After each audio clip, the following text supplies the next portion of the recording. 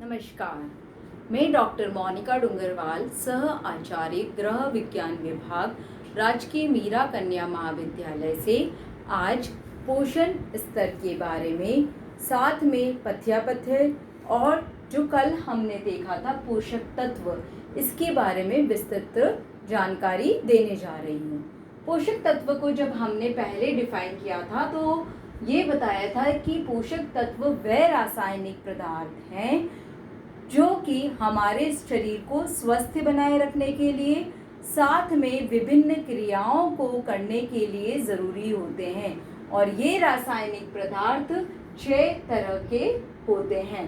पहला है कार्बोहाइड्रेट, दूसरा है वसा, तीसरा है प्रोटीन, चौथा है विटामिन्स, पांचवा है खनिज लवण और छठा है जल। ऊपर के जो ये 3 न्यूट्रिएंट्स होते हैं यह मैक्रोन्यूट्रिएंट्स कहलाते हैं, या इसे कहें हम कि वृद्ध स्तर पे पाए जाने वाले पोषक तत्व होते हैं। वृद्ध स्तर पे पाए जाने वाले पोषक तत्व से बच्चों मतलब होता है कि जो हमारे भोजन में अधिक मात्रा में उपस्थित होते हैं, जबकि विटामिन्स और मिनरल्स जो होते हैं ये माइक्रोन्यूट्रिएंट्स कहा जाता है, या इसे सूक्ष्म मात्रिक तत्व कहा जाता है, क्योंकि यह हमारे भोजन में बहुत ही कम मात्रा में पाए जाते हैं, परंतु इनका हमारे भोजन में हमारे शरीर में बहुत इम्पोर्टेंट या मुख्य रोल होता है, भूमिका होती है कि हमारे शरीर की जो जीवन आवश्यक क्रियाएं होती है उसके नियमन के लिए, उसके नियंत्रण के लिए यह तत्व आवश्यक होते हैं। जो हमने मैक्रोन्यूट्रिएंट्स की बात की थी उसमें से कार्बोहाइड्रेट और फैट, इन 2 न्यूट्रिएंट्स का काम होता है हमारे शरीर को ऊर्जा प्रदान करना। कार्बोहाइड्रेट के अंदर ही फाइबर या रेशे भी आते हैं जो कि हमारे पाचन को स्वस्थ बनाए रखते हैं, या ये कह दे कि हमारे पाचन तंत्र को क्रमाकुंचन की गति प्रदान करते हैं, जिससे कि फूड आगे की तरफ हमारे स्टमक में, इंटेस्टाइन में बढ़ता है और उसका अवशोषण, उसका उपापचय होता है, और वेस्ट प्रोडक्ट जो होता है वो फेसेस या मल के फॉर्म में बाहर निकाल दिया जाता है। इसलिए फाइबर को हम कार्बोहाइड्रेट के अंतर्गत लेते हैं क्योंकि वह एक जटिल कार्बोहाइड्रेट होता है। अभी हमने बताया कि कार्बोहाइड्रेट और फैट जो होता है वो ऊर्जा देने का कार्य करता है, ठीक है।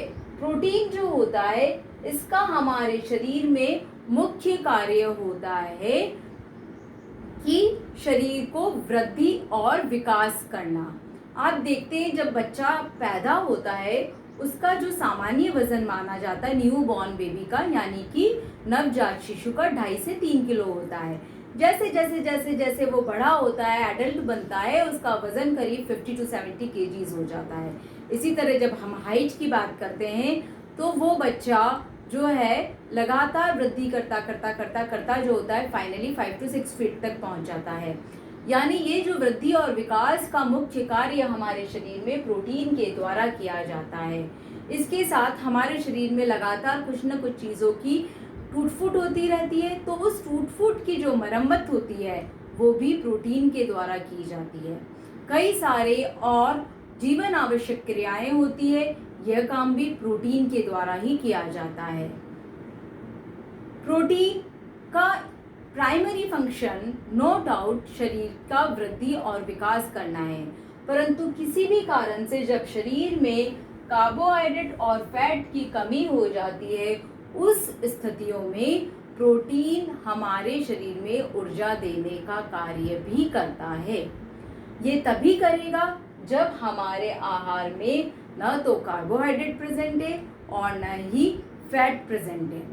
इसके अलावा हमारे शरीर में जो स्टोरेज फॉर्म ऑफ कार्बोहाइड्रेट है या जो फैट होता है जो कि स्किन के नीचे एडिपोज टिश्यू यानी वसीय ऊतकों में पाया जाता है, वो भी जब खत्म होने लग जाता है तब ये प्रोटीन अपना प्राइमरी फंक्शन छोड़ देता है और ऊर्जा देने का कार्य करता है, जिससे अगर ये बच्चों में हो जाए कभी ऐसा तो उनका शारीरिक वृद्धि और विकास नहीं हो पाता है। अब हम आते हैं विटामिन्स और मिनरल्स को, जिनको कि हमने माइक्रोन्यूट्रिएंट्स या सूक्ष्म मात्रिक तत्व भी कहा है। ये जो दोनों चीज़ें होती है, विटामिन्स और मिनरल्स, ये दोनों ही चीज़ें बहुत कम मात्रा में आवश्यक होती है, परंतु इसके बिना हम जीवन यापन नहीं कर सकते। नहीं तो कभी हम एनीमिक हो जाएंगे, कभी हमारे शरीर में B12 की कमी हो जाएगी, कभी स्कर्वी हो जाएगा, कभी बेरी बेरी हो जाएगा, और न जाने कितने माइक्रोन्यूट्रिएंट से रिलेटेड बीमारियां हो जाएगी। कहने का मतलब ये है, कम मात्रा में चाहिए पर बहुत ज़रूरी तत्व होते हैं। पानी की बात जब हम करते हैं तो शरीर में जो भी क्रियाएं चल रही है वो वाटर के बिना संपन्न नहीं हो सकती है। भली वो डाइजेशन हो, अवशोषण हो, उपापचय हो, कोई भी काम है वो वाटर के बिना नहीं हो सकता है। इसलिए ये एक आवश्यक पोषक तत्व होता है। पोषक तत्व के बाद अब हम जो नेक्स्ट डेफिनेशन पे आते हैं वो है बैलेंस्ड डाइट। बैलेंस्ड डाइट या जिसे संतुलित आहार कहा जाता है। संतुलित आहार से मतलब होता है ऐसा आहार जिसमें सभी पोषक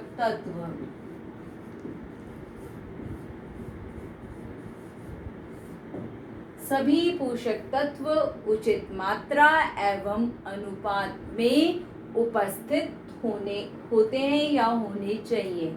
ऐसे भोजन को संतुलित आहार कहा जाता है, जिसे इंग्लिश में हम बैलेंस डाइट कहते हैं। यानी संतुलित आहार वो आहार होता है जिसमें कि सभी पोषक तत्व उचित मात्रा और अनुपात में पाए जाते हैं, जिसके कारण से हमारा जो शरीर होता है वह अपनी सारी क्रियाओं को अच्छे से कर पाता है। साथ में ऐसा आहार जिसमें कि जल और रेशे भी उचित अनुपात में उपस्थित हो, उसे हम संतुलित आहार कहते हैं। यानी कि जिन पोषक तत्वों की बात की वो सारे पोषक तत्व उपस्थित होने चाहिए। उपस्थित होने के साथ साथ यह पोषक तत्व उचित अनुपात में भी होने चाहिए। अगर इन पोषक तत्व का अनुपात सही नहीं है तो भी वो हमारे लिए सही नहीं होगा। कहने का मतलब सभी पोषक तत्व जो हैं वो उपस्थित हो, साथ में उचित अनुपात में उपस्थित हो। इसके बाद हम आते हैं न्यूट्रिशनल स्टेटस या पोषण स्तर पर। पोषण स्तर या जिसे न्यूट्रिशनल स्टेटस कहा जाता है।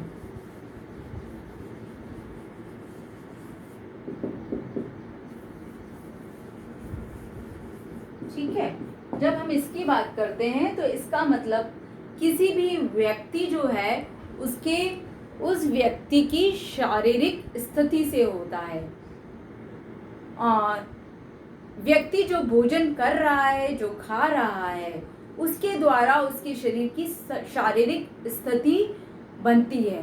तो ये जो शारीरिक स्थिति होती है उस व्यक्ति के आहार पे डिपेंडेंट होती है, और उस व्यक्ति की शारीरिक स्थिति को ही पोषण कहा जाता है, पोषण स्तर कहा जाता है।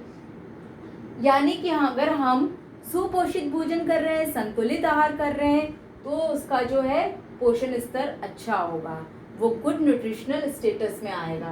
पर जो व्यक्ति का आहार में किसी भी प्रकार की कमी है या असंतुलित भोजन कर रहा है, तो ऐसे व्यक्ति का पोषण स्तर जो होगा वो असंतुलित होगा।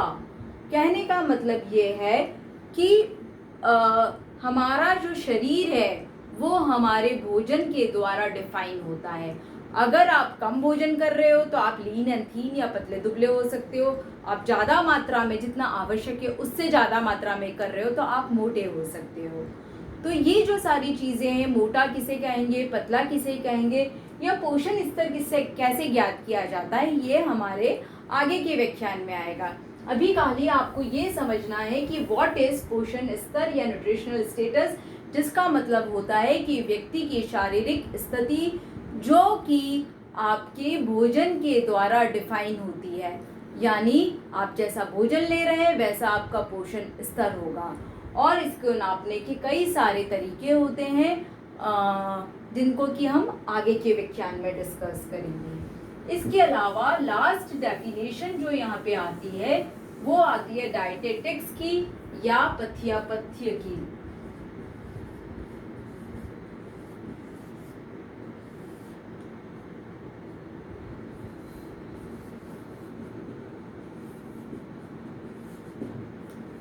डाइटेटिक्स या पथ्यापथ्य का मतलब होता है कि यह विज्ञान और कला का सम्मिलित रूप होता है ना, जिसके द्वारा किसी भी व्यक्ति जो होता है उस व्यक्ति या समूह का पोषण और आहार के सिद्धांतों को ध्यान में रखते हुए भोजन दिया जाता है। पोषण और आहार के सिद्धांतों को ध्यान में रखते हुए पोषण देने का मतलब होता है कि उस व्यक्ति की आर्थिक स्थिति कैसी है, इकोनॉमिक स्टेटस कैसा है।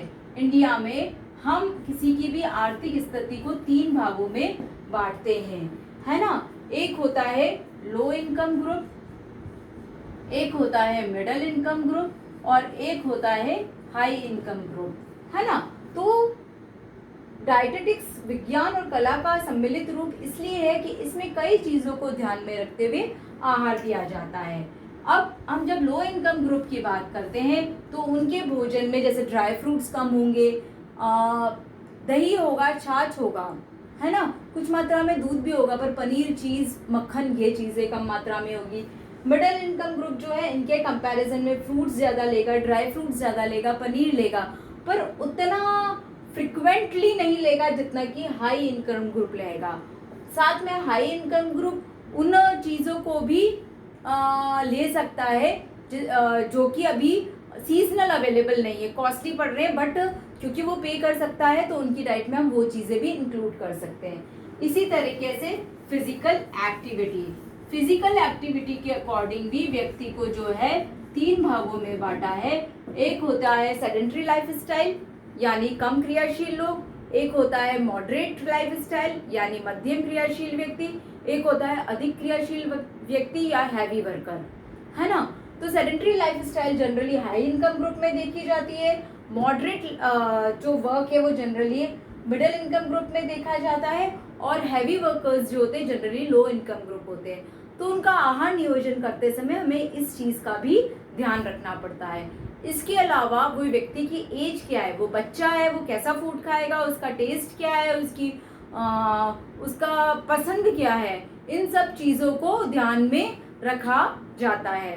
परंतु अगर वो बूढ़ा व्यक्ति है तो उसमें पाचन कितना कर पा रहा है, उसके दांत कैसे, इन सब चीज़ों को ध्यान में रखा जाता है। इसके अलावा सेक्स को ध्यान में रखा जाता है, मेल है फीमेल है, क्योंकि मेल का जो होता है वो कंजम्पशन ज़्यादा, फूड इंटेक कहते हैं या फूड कंजम्पशन कहते हैं, वो ज़्यादा होता है क्योंकि बिकॉज उनकी रिक्वायरमेंट्स भी ज़्यादा होती है।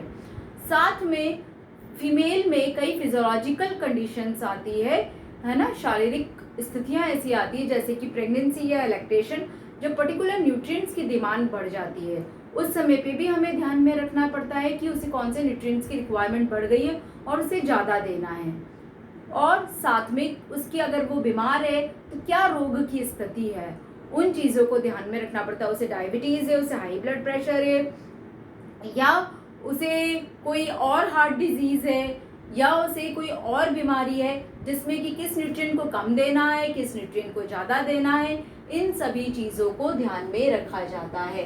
तो डाइटेटिक्स कला विज्ञान का रूप है जो कि कई चीज़ों को ध्यान में रखते हुए, आहार व पोषण के सिद्धांतों को ध्यान में रखते हुए प्लान करना पड़ता है। और इसी के साथ हमारा आज का ई व्याख्यान समाप्त होता है। धन्यवाद।